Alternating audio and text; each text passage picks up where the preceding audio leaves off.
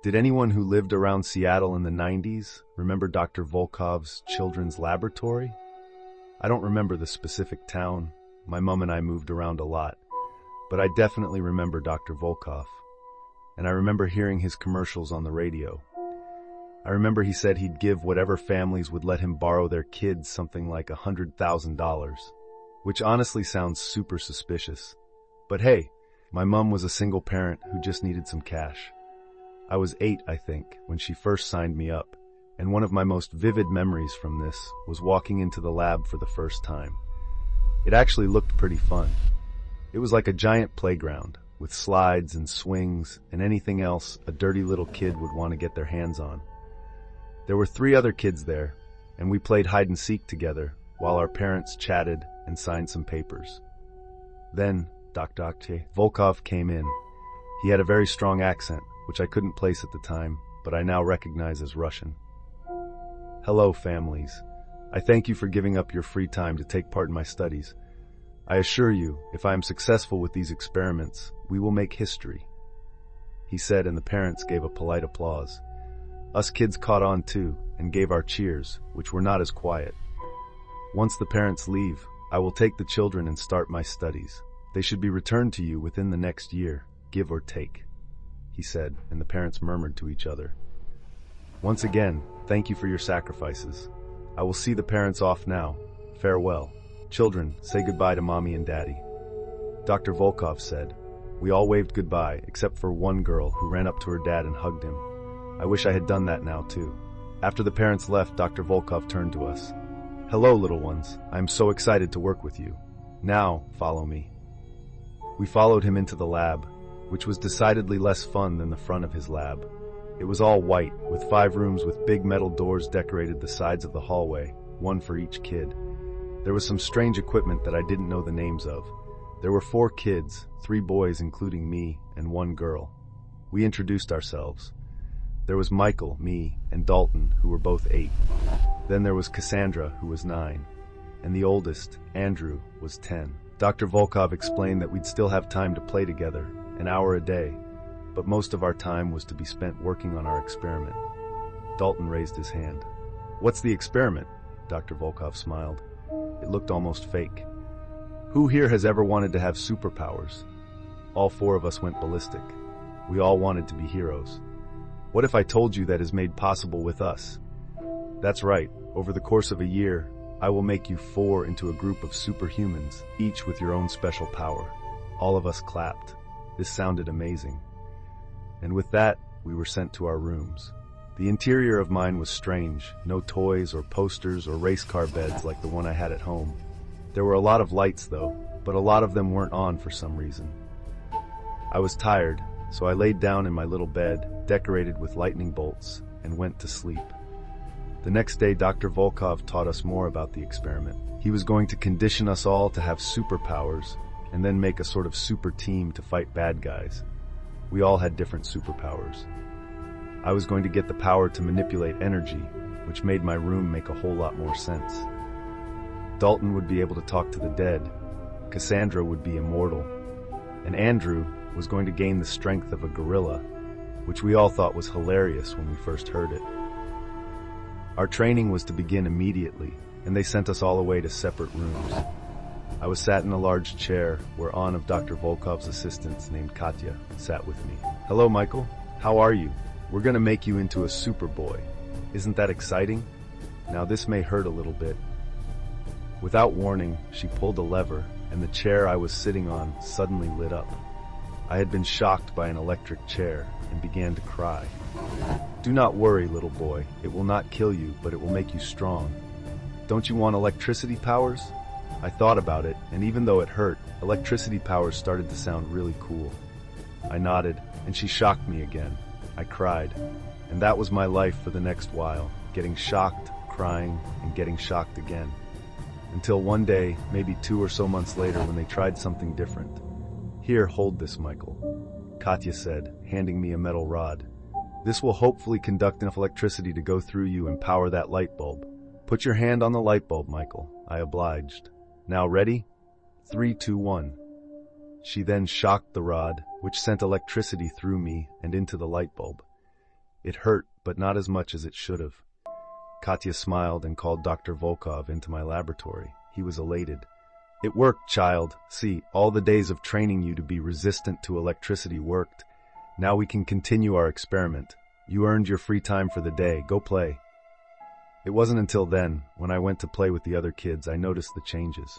We all looked weirder, less normal. Dalton kept on whispering to nobody and wouldn't really talk to us. Andrew looked weirdly buff and kept climbing on things, and Cassandra honestly looked kind of scary. She looked all stitched together, like a rag doll. As Dalton stood by himself, Cassandra and Andrew and I sat and talked. I don't like these experiments. It's scary, Andrew said. They keep on giving me shots, and then I have to lift weights. It hurts my arms. I later learned that the shots they were giving him were injecting him with gorilla DNA, which is terrifying to me. I'm scared too. They keep on hurting me. Every time a part of me dies, they stitch on a new one. See? Cassandra lifted her shirt, revealing part of her stomach had been stitched back on. They say that if we do it enough times, I'll be immortal. Did you see what they're doing to Dalton? My room is next to his. I hear it all the time. They make him sit with dead bodies, and then he'll talk to them. It scares him a lot, Andrew said. I looked over to Dalton. He had big circles around his eyes and looked pale and gaunt. I wondered if he had secretly been replaced by one of the dead bodies. That night, something weird happened. I was awoken by a bunch of red flashing lights and alarms. Something was wrong in the laboratory. Katya came and carried me out of bed, and I saw other workers carrying the other kids out of bed too. Everyone except Dalton. We heard a bunch of screaming from another room as the three of us were ushered into our playroom. I held Cassandra's hand, and Andrew stood in front of us, trying to protect us. I have to join them! I have to join them! They told me!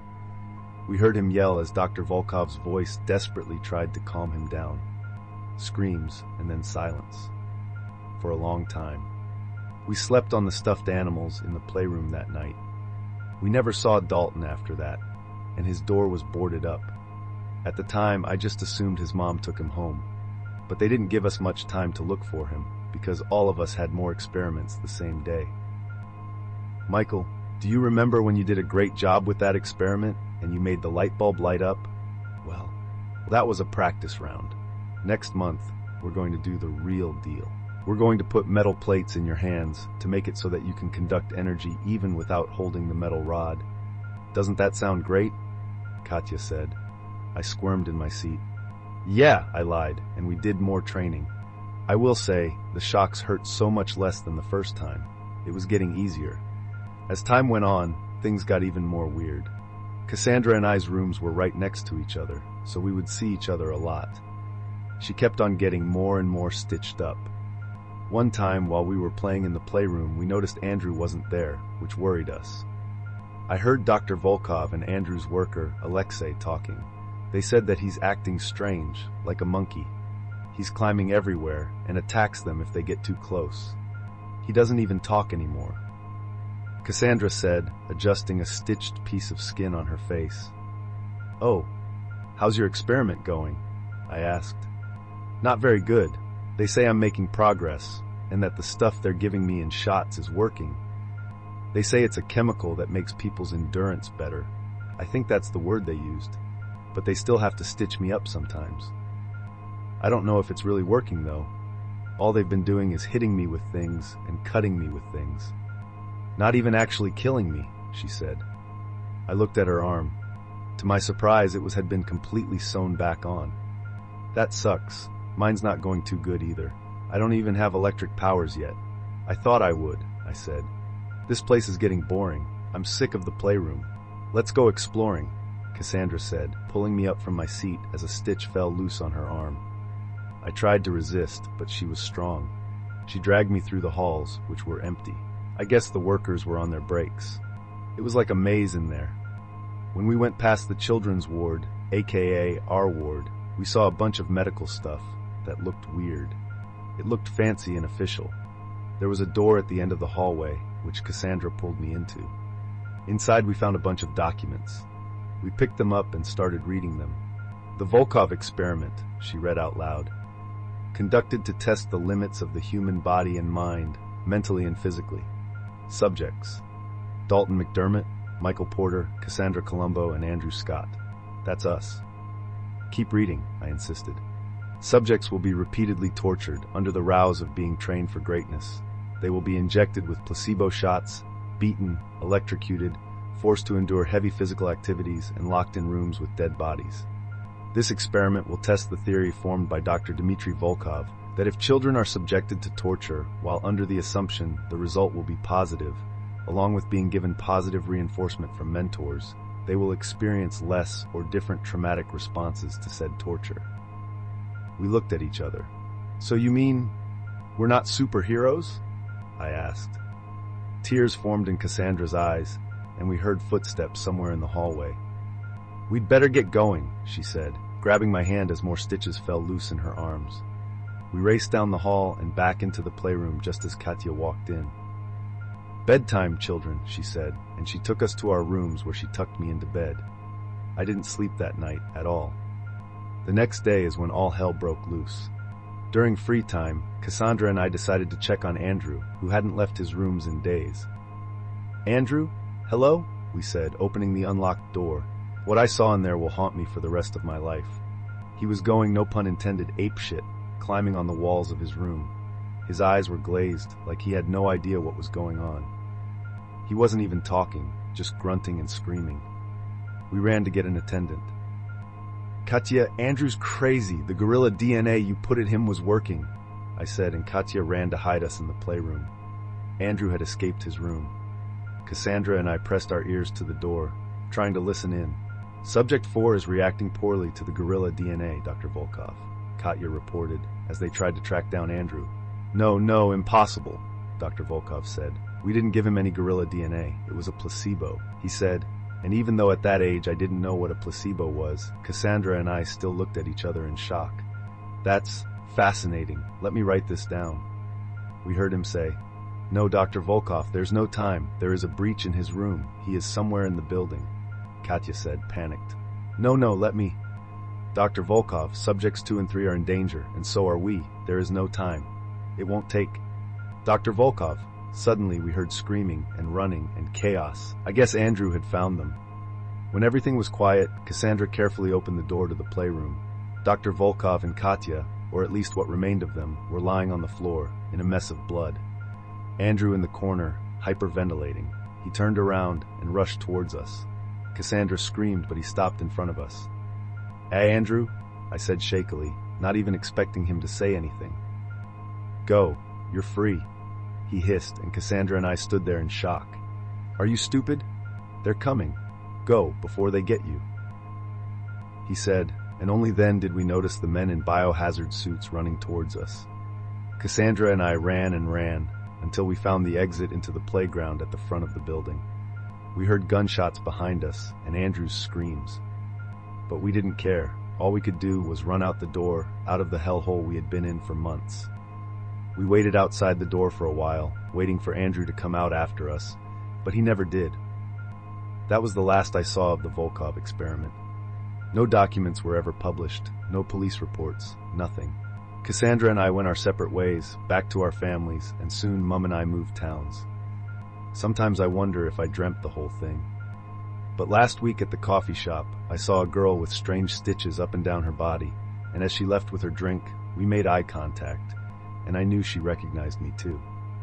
I guess some things you just can't make up. Thanks for watching my video.